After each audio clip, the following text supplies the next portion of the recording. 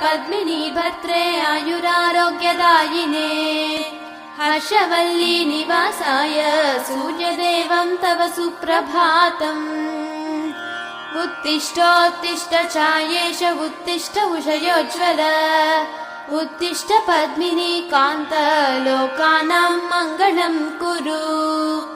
मातः समस्त जगतां मधुकैटभारेः सव्येतराक्षी परितोषिणि पद्मनीड्ये नाथानुबद्ध भुवनावनबद्ध दीक्षे प्रत्यक्ष दैवतरमे तव सुप्रभातम् छाये किलाश्रित वरप्रद कल्पकल्पे विस्वाप्तधाम निलयामल दिव्यभासे